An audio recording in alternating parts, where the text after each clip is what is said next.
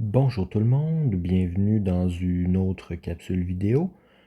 Dans celle-ci, on va travailler sur le calcul de l'aire de deux autres figures, qui seront le triangle et le losange.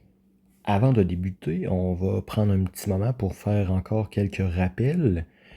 Tout d'abord, la notion de base et de hauteur. Donc, on se rappelle, la base, c'est un de nos côtés de notre figure qui est perpendiculaire, donc à 90 degrés, avec la hauteur. Qui, elle, en plus d'être à 90 degrés avec notre base, va relier la base au côté ou au sommet opposé. Donc, n'est pas nécessairement un côté, mais va être connecté avec la base et se rendre soit au côté opposé ou au sommet opposé. Les diagonales, quant à elles, vont plutôt être des segments qui vont relier des sommets non consécutifs dans nos quadrilatères. Donc non consécutifs, on se rappelle, ça veut dire qu'ils ne sont pas un à côté de l'autre. Ils ne sont pas reliés directement par les côtés de notre base, de notre figure plutôt. Donc ce seront des lignes qui sont à l'intérieur de la figure. Débutons avec l'aire du triangle. Donc, notre triangle va avoir une base et une hauteur lui aussi. La base, on se l'est dit, c'est un des côtés de notre triangle. Donc, dans ce cas-ci, on a pris le côté qui est en bas. Le triangle a la particularité que n'importe quel côté peut être la base avec une hauteur différente. Ici, on a pris celui-là et on a mis que la hauteur va être le segment qui est relié au sommet qui est en face. Dans le triangle, on va relier avec le sommet opposé parce que comme on n'a pas quatre côtés, on n'a pas de côté opposé à la base, on est obligé d'y aller avec la hauteur qui va jusqu'au sommet. Les triangles, il y a plusieurs façons de les représenter. Il y a plusieurs sortes de triangles. Donc, je vais vous montrer deux autres exemples de triangles qui pourraient se produire et que vous pourriez rencontrer dans un exercice de calcul d'aire ou dans n'importe quelle autre situation avec des triangles. La première situation supplémentaire, c'est lorsque j'ai un triangle rectangle. Un triangle rectangle a la particularité que sa hauteur pourra être un des côtés, parce qu'on a déjà un angle droit dans notre triangle. Donc ici, j'ai mon angle droit, donc je n'ai pas besoin de tracer un segment supplémentaire. L'autre option, c'est d'avoir un triangle pour lequel le sommet opposé n'est pas au-dessus de la base. Donc vous voyez ici, mon sommet n'est pas au-dessus de ma base, il est à côté. Donc, dans ce cas-là, on va devoir faire ce qu'on appelle un prolongement de la base. Le prolongement de la base, c'est la ligne qui se situe ici à gauche en bas. C'est comme si je prends ma règle et que je continue la ligne qui représente la base jusqu'à temps qu'elle se rende en dessous de mon sommet.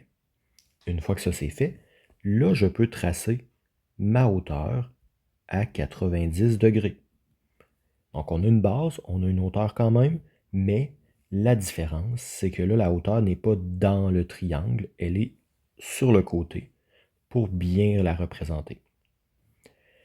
Pour le calcul d'aire, maintenant, on va avoir une formule qui ressemble un petit peu à celle du rectangle à une différence près. On va avoir plutôt que l'aire va être égal à la base fois la hauteur divisé par 2. Le divisé par 2 est bien important parce que si je prends l'exemple de mon triangle rectangle qui est dans le milieu, si je fais seulement base fois hauteur, je viens de trouver l'aire de ce rectangle-là si je complète ici. Donc, mon rectangle qui est complété comme ça, moi, c'est pas ça que je veux avoir l'aire. Je veux seulement la partie du triangle. Donc, le divisé par 2 va me permettre de faire disparaître la partie qui était en haut à droite dans mon rectangle et d'avoir seulement le triangle. Donc, c'est pour ça qu'on fait un divisé par 2. C'est très important de ne pas l'oublier. En version réduite, cette formule-là va ressembler plutôt à A égale B fois H sur 2 ou divisé par 2. On va utiliser la notation fractionnaire pour les divisions dans nos formules d'aire. C'est une question de taille de l'expression, mais aussi pour éventuellement être capable de trouver ce qu'on appelle des mesures manquantes. Ce n'est pas quelque chose qu'on va travailler tout de suite dans cette capsule-ci, mais éventuellement, donc ça va être nécessaire d'avoir la fraction pour être plus facile. On va aller voir maintenant comment ça se présente dans un exemple. Ici, j'ai mon triangle qui a une base de 8 décimètres et une hauteur de 7 décimètres. On va commencer avec notre première étape qui va être de mettre la formule appropriée. On se rappelle que, dépendamment de la forme avec laquelle on travaille, on n'aura pas la même formule. Donc, on doit utiliser la bonne formule pour être capable de trouver l'aire de la figure qu'on a. Une fois que j'ai ma formule, je vais prendre mes valeurs qui sont dans mon dessin ou dans ma question et je vais les mettre dans la formule. Donc, dans ce cas-ci, je me retrouve avec A égale 8 fois 7 divisé par 2. Et dernière étape, je prends ma calculatrice, je prends une feuille pour faire mon calcul et je vais calculer le résultat de cette chaîne d'opérations-là qui va me donner que l'aire est de 28 décimètres carrés. Donc, c'est ma réponse. Donc, cette démarche-là, si vous vous rappelez quand on a travaillé les autres figures, ça va être la même démarche encore une fois. Donc, formule, valeur, réponse.